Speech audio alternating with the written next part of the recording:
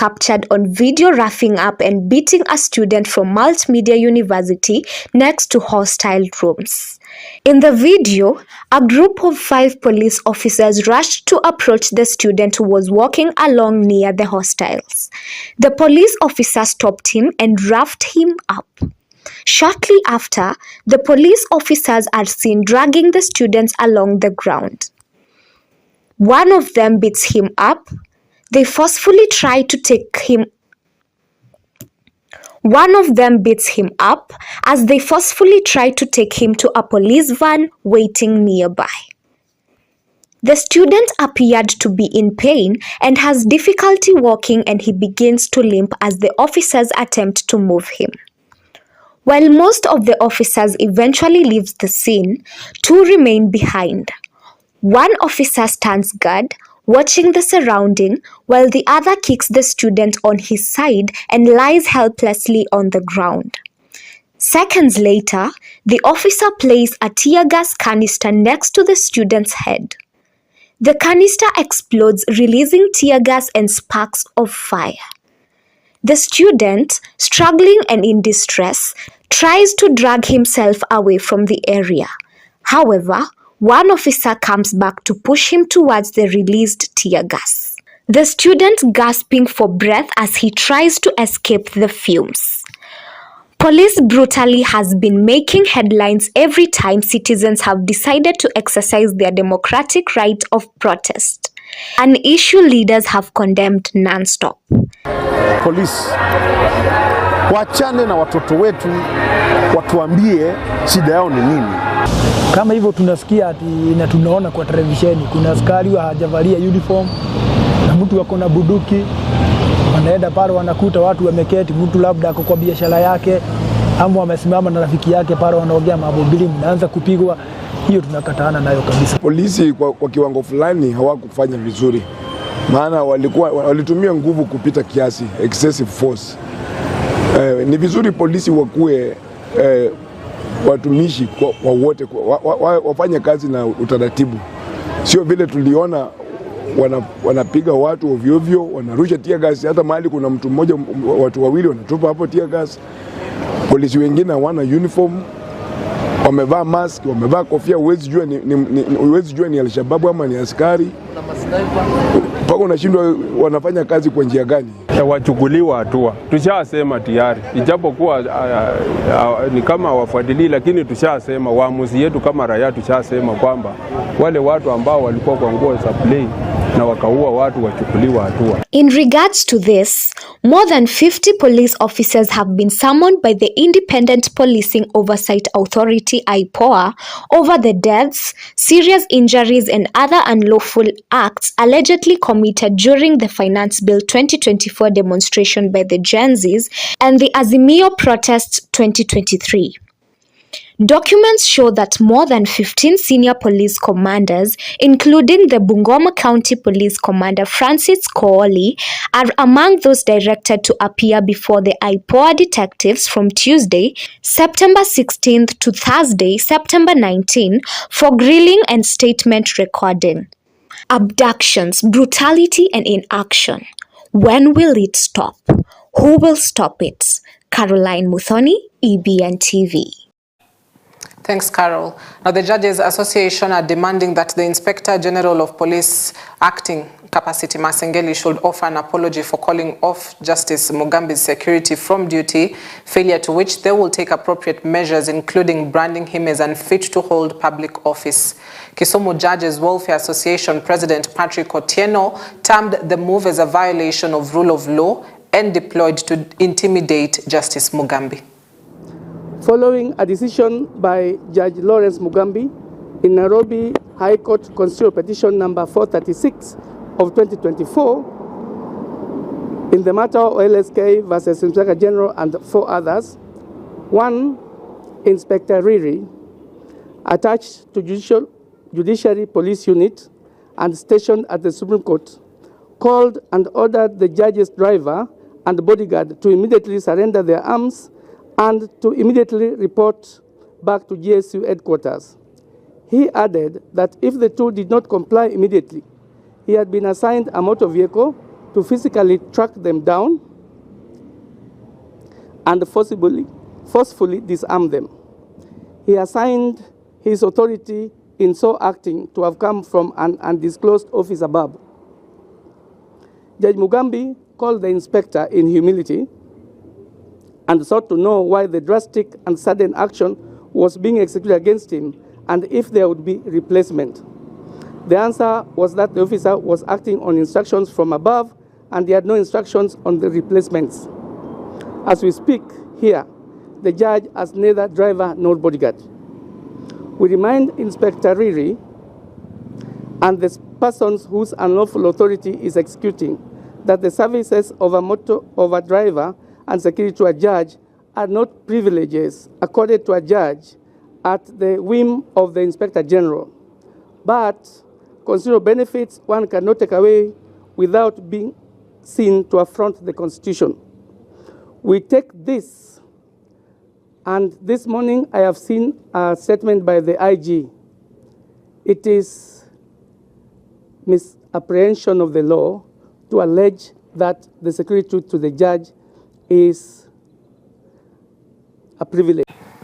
Now, at the same time, Nairobi Senator Edwin Sifuna, during a Senate session, strongly condemned the removal of security officers assigned to Judge Lawrence Mugambi, stating that this act undermines the functioning of the judiciary. He mentioned that it is illegal and called on the police department to take responsibility for this and ensure there are no security concerns within the judiciary. Article 160 of the Constitution provides for the independence of the judiciary and states that the judiciary shall be subject only to the Constitution and the law and not to be controlled or directed by any person or authority. The withdrawal of security for a sitting judge in response to his discharge of judicial duty is a direct contravention of this constitutional provision and must be condemned. Judicial officers must be at liberty to make decisions based on law, free from intimidation or coercion. Mr. Speaker, sir, I strongly condemn the intimidation of Honorable Justice Lawrence Mugambi. We must all take cognizance of the appeal processes provided in our laws for any party who feels dissatisfied with a court ruling, rather than resort to revenge missions against the judiciary. Now, leader of the NARC Kenya party, Martha Karua, is calling on government to ensure the safety of Kenyans by upholding their rights according to the Constitution. Martha Karua accused the government of being slow in ensuring justice for those who lost their lives during the protests, as promised during the Gen Z demonstrations in Kenya. She also demanded that the government provide information about the people who went missing during the Gen Z protests and those who were abducted with their whereabouts unknown. The state of human rights and civil liberties. A government's foremost duty is to safeguard the welfare of its citizens, and especially their fundamental rights and freedoms as provided by our foundational principles in Article 10 and the Bill of Rights. The Kenya Kwanza administration, during the recent Gen Z protests, through use of security agencies who included snipers, trivialized the right to life by the wanton killing of peaceful and armed protesters, mainly the youth. Over 60 people, according to the Kenya National Commission on Human Rights, lost their lives.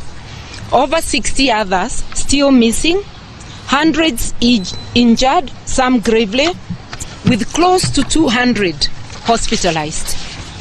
The unprecedented falsification of official records at the city mortuary in Nairobi at the behest of security agents and refusal by the authorities to give accurate accounts leave the nation in darkness as to the actual numbers of the dead or the injured or the forced disappearances, abductions, as well as arbitrary arrests and illegal detentions, which have become the order of the day.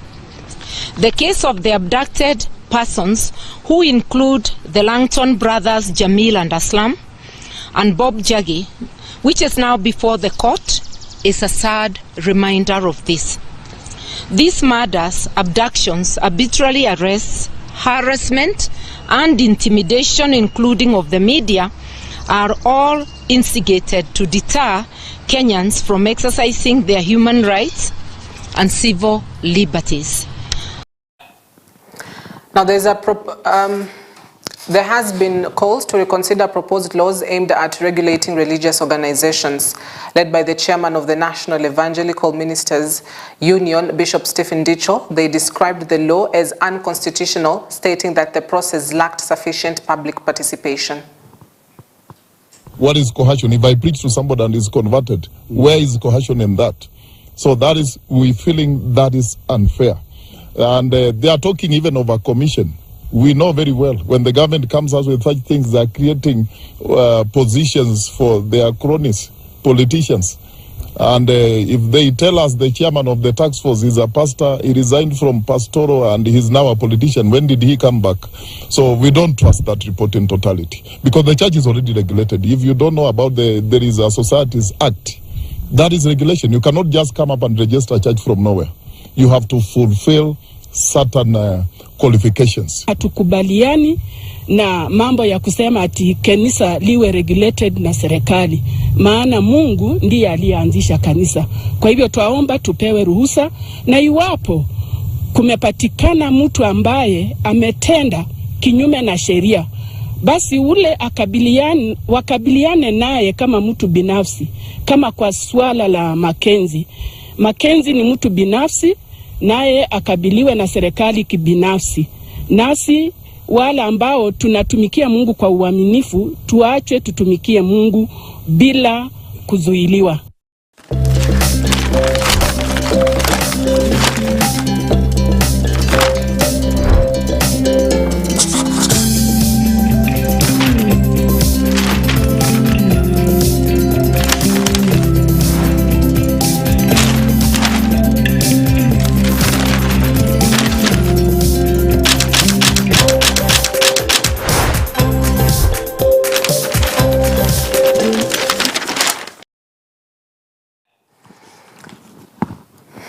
Now to the newspapers quickly. Let's take a look at the Star newspaper that speaks of a plot to impeach Rigiji revived. Plot to impeach Rigiji revived.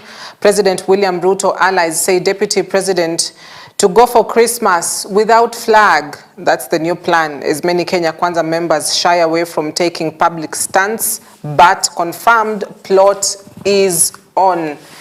And that is a plot to impeach the Deputy President of the Republic of Kenya. Now, multiple sources have told the Star the plan is to have the ouster motion ready in a month so that Gachagua will, quote-unquote, go for Christmas celebrations without the flag. It has since emerged that the DP's critics, especially from Mount Kenya, want him out of office for fear his continued stay would destroy their careers. Now, the ranking member of parliament said those driving the agenda were building a case and would soon reach out to members to append their signatures. Now, National Assembly Majority Leader Kimani Ichung'wah hinted at the plot at the weekend, telling President Ruto to do away with the snake in his government. Ruto's advisor Moses Kuria, in a cryptic tweet after Gachagua skipped a church event Ruto attended in Nyeri, also hinted at the removal of the DP. Now, public signals of infighting between these particular two leaders perhaps began earlier in May when Gachagua skipped Ruto's airport reception from the G7 trip. Still in the same month, the Deputy President accused Ruto Rift Valley allies of undermining him in office. Come June, Gachagua boarded a KQ flight to Mombasa carrying luggage, that is a cargo plane. Come July, the DP arrives 1 hour late to Ruto function in Nakuru, cites transportation challenges. In September, the Deputy President skips Ruto airport reception from Germany trip, as well as skipped the presidential's Nyeri church function. So that is a plot that, initially began, but there was a cool-off about it and now seems to be back, as members of parliament have indicated that there's a plot to ensure that by Christmas he's gone home. So it's a question of now, will they succeed? To impeach a deputy president, you need to collect the signatures of a majority of members of parliament. But that is also something that is likely to elicit mixed reactions from the Mount Kenya region on, there will be supporters of the DP and perhaps supporters of a different lines or a different candidate for that matter, even as Kithure Kindiki has been fronted to be the leader within Mount Kenya East. Also, Ruto chairs first broad-based cabinet meeting. That was his first meeting that he chaired in State House yesterday. So that is the headline on the Star newspaper. Now let's go to the Standard newspaper that speaks of damned lot, forgotten trio, as the acting Inspector General of Police Gilbert Masengeli engages in a back and forth with the courts, this time threatening judges with withdrawal of their security. 3 men are nowhere to be found weeks after it was claimed that they were abducted by police officers. What happened to them? And why is the police service mandated under the Constitution to protect limb and property, turning a deaf ear to efforts to finding them? Aslam Longton and Jamil Longton, as well as Bob Njagi, are the men in question who have gone missing. Now, Justice Lawrence Mugambi found desirable to impose the 6-month sentence as a coercive order as opposed to a punitive order. The acting police IG may redeem himself by complying and availing himself before the court. However, Masengeli yesterday in a press conference actually said that they had not withdrawn any security to any particular court official for that matter, and says that it's a decision that is made high and above, and he did not make that particular decision. So Defiant Masengeli says police are not timid as judiciary fights back. We've heard from various judicial officers who've demanded that the IG submits himself to the courts to be answerable to some of these questions that are being asked. Also, Ruto borrows Uhuru script to tame Gachagua. That is from page 6 of the Standard. Ruto borrows Uhuru script to tame Gachagua. Now, Ruto tosses Uhuru playbook in battle with Gachagua to reclaim Mount Kenya. Ruto, the then deputy president, wrestled Mount Kenya from Uhuru Kenyatta and eventually won. He's not willing to let the region go that easily and is ready to fight it out with his deputy. Now, as soon as he landed back from Germany, President William Ruto rushed to Mount Kenya region to perhaps get a firm grip of it. It had been weeks since the head of state toured his favorite destination. It is through countless trips to Mount Kenya that he won the hearts of masses and was able to claim the largest chunk of the region's vote in the last polls. But as he showed, the president is not willing to let Mount Kenya go that easily and is ready to fight it out with his deputy. He's used a strategy similar to what former President Uhuru Kenyatta did. So Mount Kenya, battle control continues between our head of state and his deputy, who have, devoid from making it public whether or not they're in good terms. And so that is something that is interesting to watch out for. Also, police probe mystery death of athlete in hotel. The police are probing the mysterious death of an athlete in hotel. That is Willie Chelawa, who, according to reports, just drank black tea in a hotel and collapsed and died. And so budding athlete found dead in hotel after a weekend of training. Now, Willie Chelawa had actually just received a scholarship and had competed in the 2024 Nairobi City Marathon on September 8th, to which he finished 67th in the men's 21-kilometer race. His death, of course, comes days after the horrifying death of Ugandan athlete Rebecca Cheptegei. And so that is a story that is under investigation. And then finally, to the Daily Nation this morning, that speaks of what do they know about Adani deals. What do they know about Adani deals? President William Ruto has said he would be a madman to sell JKIA. Sports CS Kipchumba Murkomen, who's also the former transport CS, was in the transport docket when the Adani JKIA deal was brokered. Transport CS Davis Chirchir was in energy when Adani power deals were entered into. So they're the center of Adani deal, whether it's through the energy docket, whether it's through the JKIA, and the multi-billion shilling secretive single-sourced tenders to controversial Indian conglomerate Adani Group have shone the spotlight on top government officials amid public outcry over the rush to seal the transactions and mounting fear of huge losses to Kenyan taxpayers. That is a story that is on page 7 of the Daily Nation this morning. So the question is now, what exactly do they know about this particular deal, being the people that were at the helm when Adani first initiated that proposal through an initiated private initiative proposal, that is PIP, that was back in March, as well as the public-private partnership, a PPP of the energy deal. So we've got two deals that are Adani at the center of, the JKIA and the Adani deal. One is a PIP, privately initiated proposal, while the other is a public-private partnership proposal. That means the government has approached this particular private owners to get into a deal of some sort. And so these are the questions that are being asked this morning, even as the contracts remain secretive, both for the JKIA and the energy deal, as well as they seek to, be able to get into a consortium of understanding with, KETRACO, as well as the African Development Bank, to be able to get new transmission power lines in the country. That was a story that we extensively talked about as well yesterday on the newspapers over that JKA Energy Adani, the Adani deal, as well as the Energy Adani deal. So lecturers strike on as talks fail to unlock stalemate. The university's academic staff union had threatened to go on strike this Wednesday. And so talks to avert a nationwide work boycott by university dons and non-teaching staff have collapsed, setting the stage for a strike that begins at midnight. The strike was called by the University Academic Staff Union and the Kenya Universities Staff Union. This comes barely a week after students called off their strike. So that is also something to watch out for today. So those are your headlines on the newspapers this morning.